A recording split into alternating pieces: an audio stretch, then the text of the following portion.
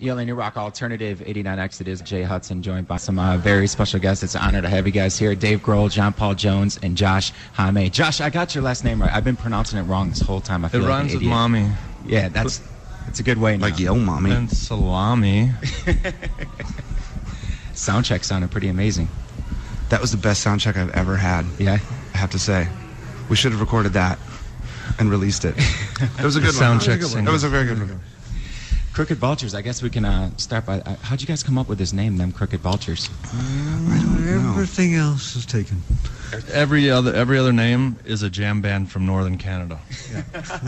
With a Facebook page. Yeah, with a Facebook page, but never played a gig, but they're just getting together. Facebook band. Yeah. We were going to Twitch a live stream on my face party, but we decided not to. That's great.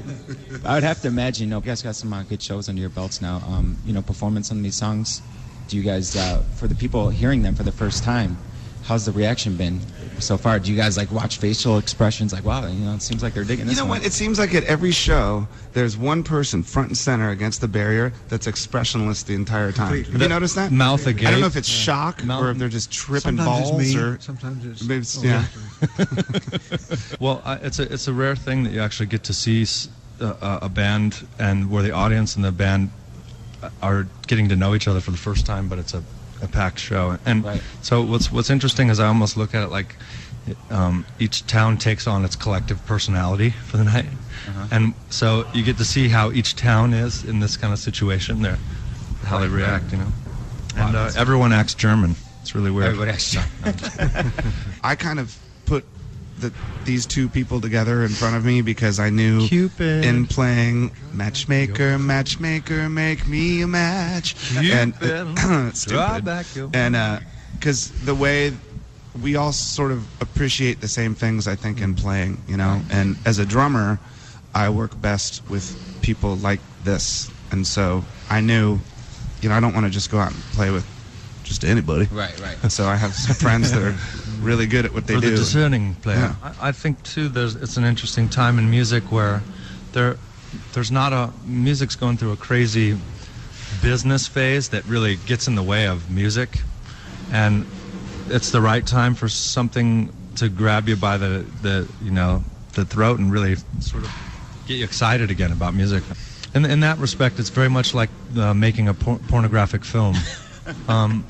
The actors have never met, but yet they're going to do it. And that's this was going to go wrong. We're going to do this, I knew this interview was a bad idea. Detroit has gone through some rough times, especially the last couple of years. In fact, Time Magazine just did this big article about the gloom and doom of the city. Yeah, but I read that. They really dramatized, I think, as well, too, because I was just here a month ago to go to a friend's wedding. I actually married my friend and his girl because I'm ordained, so if you want to be married, I can marry you. Really, the only true thing he said this whole interview. I'm a tremendous liar, but that's not the point. The point is I came here and it was really, I loved the people and the place here in a way that I hadn't understood before. Mm-hmm. I've spent a lot of time in Detroit. Yeah. I've been here a bunch of times, and I love Detroit. I think it's great. And I used to love St. Andrews Hall. I always loved playing there.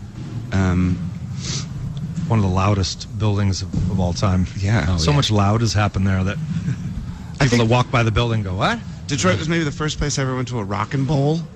Oh, Rockin' Bowl. It's right down the street, actually. There you go. Yeah. That was my I've first been Rockin' politely Bowl. asked to leave the Magic Stick before. Really? Yeah. I'll give you a night you'll never Intoxication. remember. Too intoxicated. I don't know. Can't really They remember. tend to overserve you down there. I think, something.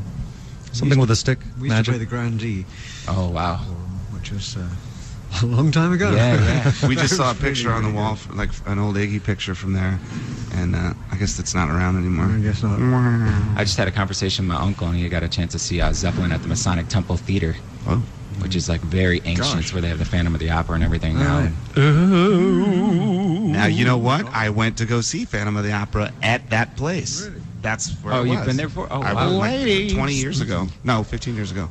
My band, before Nirvana, we played this place here called Paychecks. Yeah, in And Hamtramck. in Hamtramck. And Hammock? and What was that? Hamtramck. Hamtramck. Well, that sounds It's yummy. sort of, isn't it like the Polish I'm area? Polish, yeah, so my mom was born and raised there, actually. Hamtramck. I love and, ham. so we left, we played the gig with this band, the Laughing Hyenas, and we split and we stopped to get gas in the worst part of town.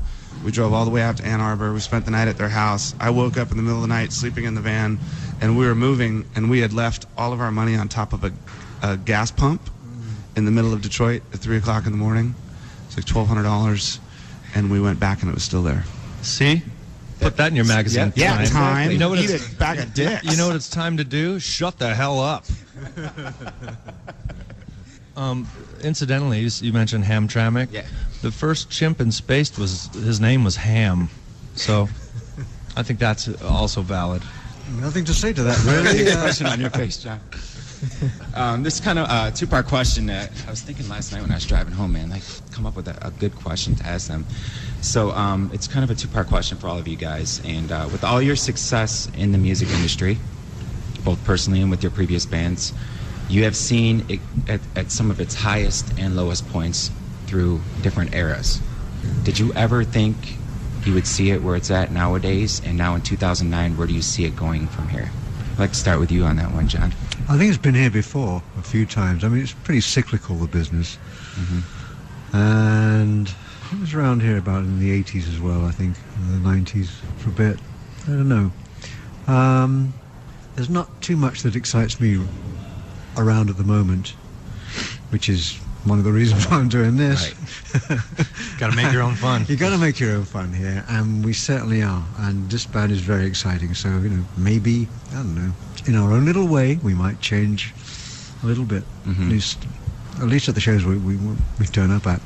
Yeah, it would be exciting to actually to make a real exciting sanctuary in music for a second, you know, and it's sometimes I truly miss record stores and things like that. When I was on tour, going there, if you wanted to know, if you didn't want to be a tourist in a town, you went to a record store and asked someone what's going on. Yeah. And I sort of missed that. I missed the music stores and stuff like that. I mean, I'm of the ilk that the internet's the lamest invention of humankind, but only because everyone's in their room. And that being said, it is what it is. I'm not crying, but I do feel sad sometimes. But I'd like to make a nice little sanctuary in music. It'd be nice. What about you, Dave? Well, one thing that I like about what's happening now with the music industry is kind of the deconstruction of the whole deal, because when we were kids and we were touring around in bands and stuff playing punk rock music, the biggest obstacle was distribution and getting your information out there, So we were all like pen pals, and there was this little underground network of fanzines and stuff like that, and that's how we would get all our info about other bands or other cities, and you'd trade stickers and flyers with people and stuff like that. And then you'd take the money that you had, and you'd make a single or something and try to mail order it or get it out there. Don't you miss that? This is the thing that I kind of like, is that nowadays anyone can sort of do it.